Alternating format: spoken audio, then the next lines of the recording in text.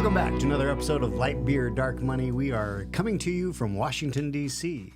Not quite live. Not live. But we are at the Conservative Partnership Institute, which we've had a long-standing relationship with them, and Jim DeMint and his fine crew here doing great things on Capitol Hill. But we are blessed with our good friend, Congressman David Schweikert, live in person direct from Capitol Hill, where so many great, crazy...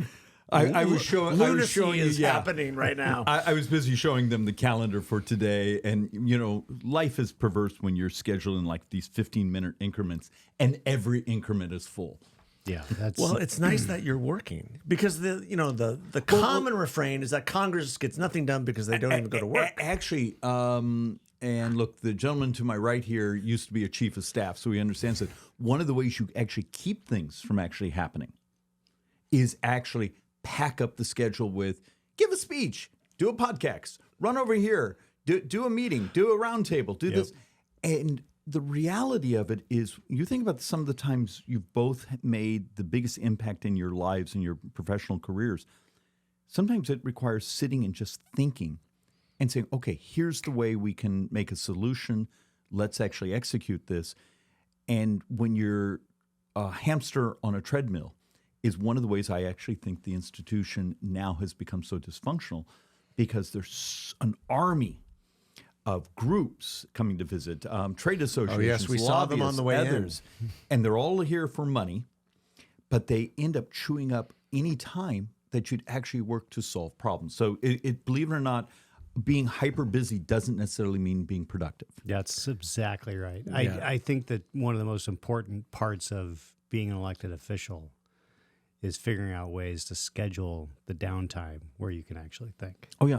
Look, I've gotten to the point that people say, don't you hate those 10 hours a week on the airplane? And you go, it's almost the only time I actually get real work done. I've spent the last couple of weeks editing the Joint Economic Report that, I'm blessed to be the senior Republican on. And we're doing some amazing stuff in there. Good drafting, good editing. Will anyone read it? So, but you only get to do the time to do that either in the middle of the night or sitting on an airplane. Yeah. So tell us about what can we expect from the report? Well, look, 1954 Joint Economic Committee was put together as basically, it's great because it has multiple mentions in Milton Friedman's biography, that it was sort of set up saying, hey, we need actually sort of quantitative, intelligent way to respond to the economists, for the Congress to actually have actual math instead of theater, because much of the crap you actually see on cable television, on blogs, this stuff is fake. Well, it's clicks and coin. We've talked about that. It makes up stuff. If we just did this, we'd be fine. That like the other day, if we just got rid of foreign aid, we'd balance the budget. And you show saying, hey, it's 5 or 6 days of borrowing, right? Because we like the theater. So we put out a report. And we're going to hopefully publish this Friday. We have to get all the members of the committee to sign off on it, where we're going to walk through how damaging the Democrats' approach to taxes and that they're lying about the math. When you walk them through saying, hey. That is just shocking. Well, but almost no one has actually done the actual quantitative work of saying, hey, if you do all these tax hikes that are in the president's budget and you maybe get 1.5% of GDP. This year we're borrowing like 8%. Yeah. So, and then for us who want to cut things, walk through, okay, if we're only limited to cuttings in non-defense discretionary is only about $800 billion. If I could get $300 billion of cuts out of that, that's, huge, but it would be, that would be a great chainsaw. Yeah. But that's still 1% of GDP. Right. So you have this world where all the political talk equals about 2.5% of changes in borrowing, and you're borrowing 8. Mm-hmm. You need to think through that. Would you believe the political class lies to the public? So we're going to walk through some real solutions. We're going to talk about the demographics, the collapse of the population, the declining of the population, the math that in about 15 years the United States has more deaths than births because our fertility rates have been collapsing. Right. Yeah. And we don't have children. And there's no country it's been able to, in the long run, change fertility rates. Even countries that give you a house for having 3 kids. It just goes back to the mean, so you get little spikes. So you're going to have to deal with the concept of labor substitution, adoption of technology, adoption of AI. And then we're going to do the thing that's probably going to get my head kicked in, but the math is honest. And I would argue talking about it and coming up with a solution is moral. The thing that's killing our society, we're about to have the 5th year in a row where prime-age males are dying younger. It's obesity. And Now, why would you get your head kicked in for that? Because the first side is about the money. The fact of the matter is you have a food system, an agricultural system, a healthcare system that needs sick people. Yeah. Or people who consume things that are processed to a level where you can add value and make money on them. And getting them and saying, hey, the top end of our latest data sets, and we spent months and months and months vetting and working on this, could be as high as $9.1 trillion in costs to healthcare and the economy over 10 years from obesity. 9.1 trillion over 10 years. And you figure the obesity crisis. Yeah, and you start to think about that. If you wanted to bring the borrowing, the budget into line with the economic growth, so start to get in line debt growth to GDP growth, so you can actually stabilize the economy and debt and the future, and our kids and your retirements actually have a chance. Most powerful way you can do it is actually through health. Yeah. Making people healthier, because you get family formation, you get longevity increases, you get all these things that are societally positive. It's moral, and it's shocking. I seem to be the only idiot running around talking about saying, hey, you can't cut enough, you can't tax enough. Maybe we should change the cost of government. Yeah. Well, and I do understand why you're going to face some criticism, because there has been, and this is pretty evident, this, big is beautiful, oh, don't worry about what you look like. It was rather bizarre because it came out of the pandemic and the sedentary lifestyles that seemed to grow. You see, neither of you are. It was a little bit before, but neither of you are as cynical as I am. Okay. Can you believe that? And you're really cynical. I actually believe it's about the money. Yeah. Because you it's actually, ladies and gentlemen, it always comes back to one simple phrase when it comes to our friend David Schweikert. Follow the money. It's all about the money. It is. But unfortunately, there was an article, I think it was in the Wall Street Journal, that said that the cancer rates, and it's probably a direct line to what you're talking about, of Generation X, our generation. Oh yeah, it's remarkable. Exploding. It's exploding, and they can't define it. But no. But if you read the full article, their basic premise is it's because younger people are less healthy and substantially heavier. Yeah. And we see it in the data. Despite everything we're doing with fitness and low-fat foods that are completely processed. Yeah. The diet is... Yeah.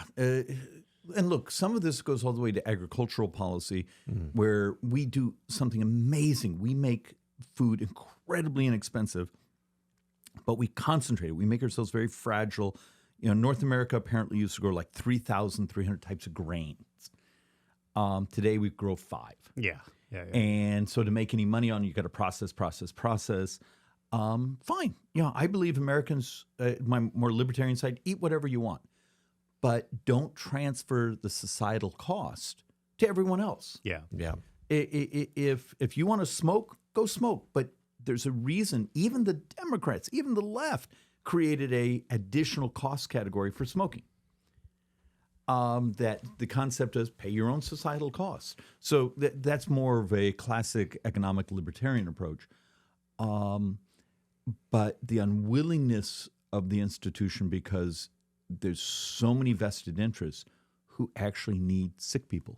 It's truly the hospitals, it's truly especially. immoral. I saw a metric on that the other day about how the hospitals, they make money by how many beds they have full. If they don't have enough beds, they don't make any money. Yeah. If they have vacancy. I used to sort of go there. Now I actually have a much wider view. Okay. That you think about when you've built an economy to take care of populations that are ill, what would happen if over the next decade people got healthier? There's a brilliant sort of Goldman Sachs report from about two and a half months ago that was talking about semaglutides, and they were just trying to figure out what happens in society if there was wide adoption, because as the price is starting to crash because there's all these new entries in the market and some are falling off patent. And they were talking about how much bigger the economy gets because people can work more, they have more family formation, these things. But there was a side analysis that said, hey, there may be some major hospital systems that go functionally cannot cover their bills if in their market areas 20, 30% of the people were healthier because we built a system based around having sick people. So we're in a time where we could actually have some amazing disruption to the good side. And I would argue it's moral. I just find that we do these presentations, like in an hour, I'm going to run out of here and we're doing a presentation on a company that manages data and crawls through everything from the IRS, could crawl through Medicare, finding fraud, misallocation, people scamming the system. And I'm having to do now these training sort of roundtables just for people to understand the concepts of adopting AI and the algorithms. And you could make government smaller. Yeah. And you get these stares like, well, What a novel concept. but we live in the time of miracles, and you have an institution that's about protecting incumbency, not incumbent members of Congress, incumbent bureaucracies and incumbent business models. Yes. Right. And the hallways are full of lobbyists right now who don't want you to challenge their business model. They Right. just want you to give They them more want money. status quo. Yeah, they want status quo and subsidies. Right. Well, but also let's also go to another area of that it's an election year, and so a lot of people are more inclined to listen to those folks because it's an election year. Oh, well, but it's more than that. I can give you a simple example, and it's happening in our marketplace in the Phoenix Council area. So since the day I got here, I've had this passion of what could we do policy-wise to save Social Security? Because the trust fund runs out, Right. to basically deal with the cost structure in Medicare. These are earned benefits. And yet, if you talk about them, the left-wing groups are going to run attack ads. David Schweikert talked about Social Security. Throw him out of office because he talked about it. He's trying to save it. And you get in front of these groups and say, but you do understand just raising the cap, because you've been lied to over and over by the political, only gets you, like if you do the cap over $400,000 and just tax everyone, great. You get like 38% of the shortfall. Yeah. And they just stare at you like, well, that can't be, because my left-wing candidate told me it would solve all the problems, just tax rich people more. They're lying to you. That's not the math. No, you have to tax everybody. But you want to know why it's so hard to actually take on the difficult issues is when you do try to take them on, the other side says, great, attack. Right. Yeah. We care more about, they care. The left cares so much more about winning the next election than saving your retirement, saving your kids. And for those of us who have younger kids around this table, the math says our kids will be poorer than the generation ahead of them. And that's immoral. Yeah. No, Well, it it absolutely is. is. It is the great the fallacy of their argument is that they literally are lying to hold power rather than solve the problem that they claim that they're protecting. I mean, it's just Yeah, and the next level of my Dante's hell of cynicism is that smashing into the wall gives them the power and control because Democrats gain power during times of crisis. Government gets bigger during times of crisis. They're going to basically do a VAT tax and all these other taxes and have more run through government. In many ways, the collectivist fantasy of functioning, running our lives, that path goes through creating a crisis. And they're doing everything they can to have these things smash into a wall. yeah. Rather than solve the problem right off. Follow the money. Yep. Wow. Okay. And aren't you glad you invite? Look, No, but you're actually. but there is to your a credit path to make this work. To your credit, There you're is a actually path. one of the very few people. First of all, you educate us. Yeah, every time you come on. but also you're one of the You're the very one few that invited people me in back. Congress, which I tell people all the time, who actually wants to solve these issues and has ideas that are viable and executable to solve these issues. There is a path. You can make these things work, but your window. Oh, the window is closing for Because sure. every day Congress dinks around and doesn't actually do anything. Every day the left blocks, or you get a president that just gets up and does a State of the Union where it's attack and fantasy. Well, our president is no longer there. But it's more, someone writes the speech. And the fact of the matter is it pushes you a little closer to the cliff, a little closer to the cliff. And I used to believe it was all politics. I actually believe now it's more cynicism. It's politics, but it's also their business model. Yeah. Yeah, it is their business model. No question about it. Well, you can see that all around you right now. Yeah. Lawfare. And you can see that also that nobody's in charge. Well, some ways. there's people in charge. They're very clearly in charge. Yeah, It's just not the person that is supposed to be. It's not the one giving the speech. It's, look, if you hear someone say deep state, smack them. Because the fact of the matter is, it's not deep. They're right in your face. Yeah. The bureaucracy They are not is hidden. so freaking arrogant. And I've actually had them. I mean, when I'm having, I'm bringing because I chair oversight in the Ways and Means Committee. You bring in the IRS. You bring in people from CMS. You bring in, because we have huge jurisdiction. And you get the talking heads and the government relations people. And then you're showing them the memos saying, look, you were given a directive by Congress. It was signed by the president. It's called law. And you basically are ignoring it. And you get this grin saying, well, we're trying to interpret it. You have a bureaucracy.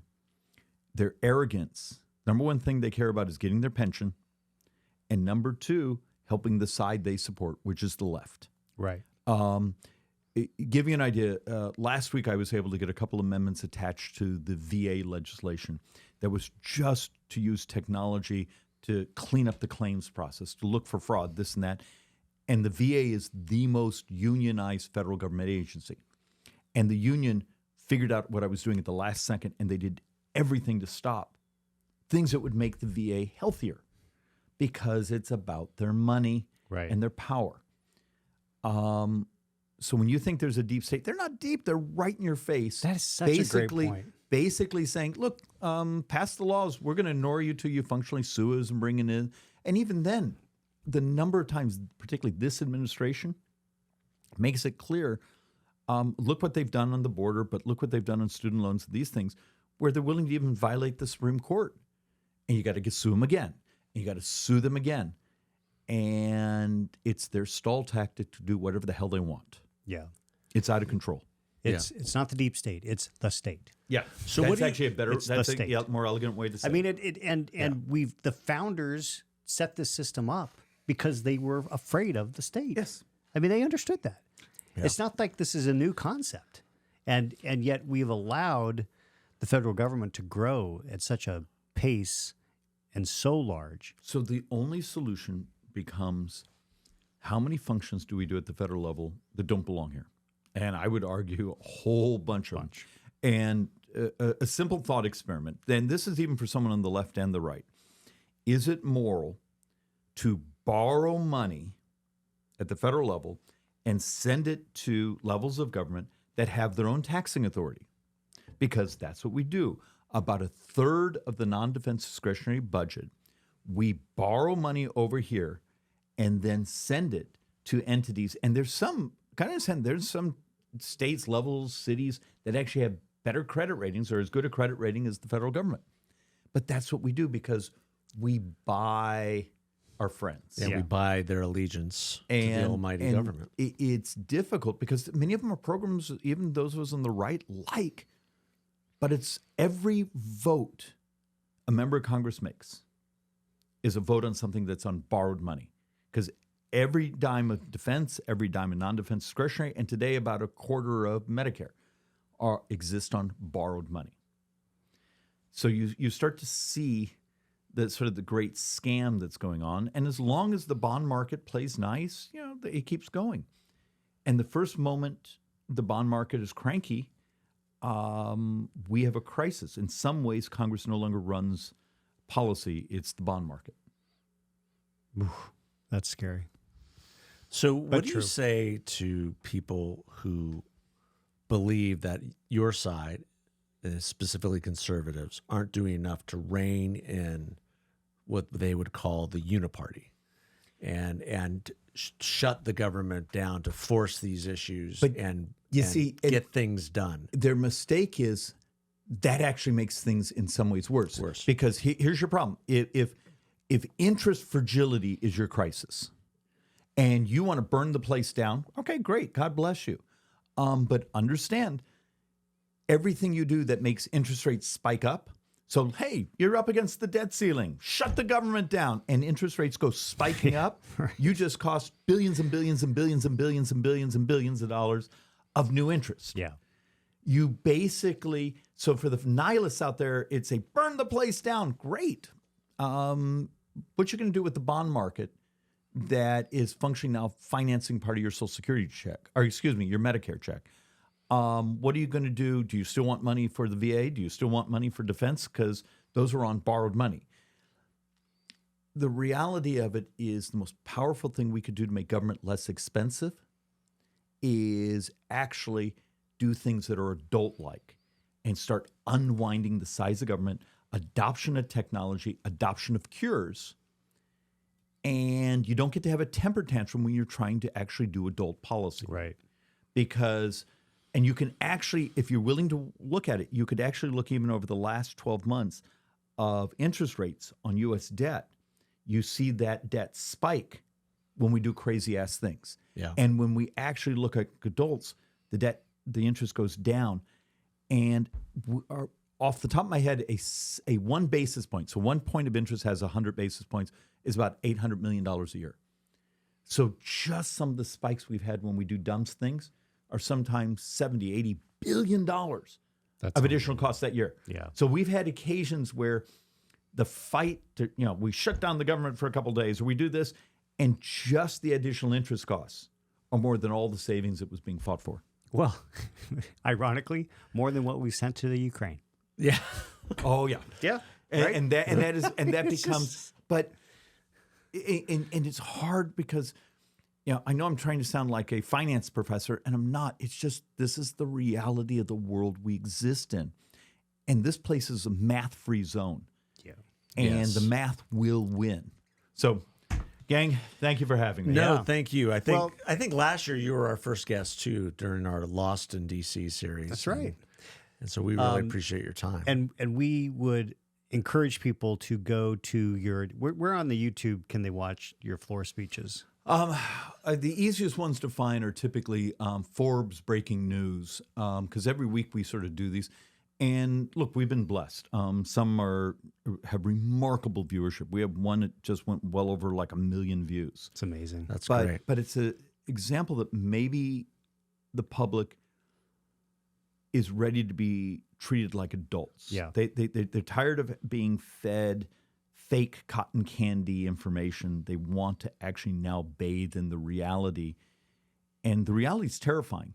But there's also a path where you can make it through this. But we got to stop living on fake news. And there's even a great article today that now the majority of news outlets are actually fake. Oh, They're AI generated. Go take a look. There's an article out today that the majority of like local publications and this and that aren't actually local publications. It's all AI.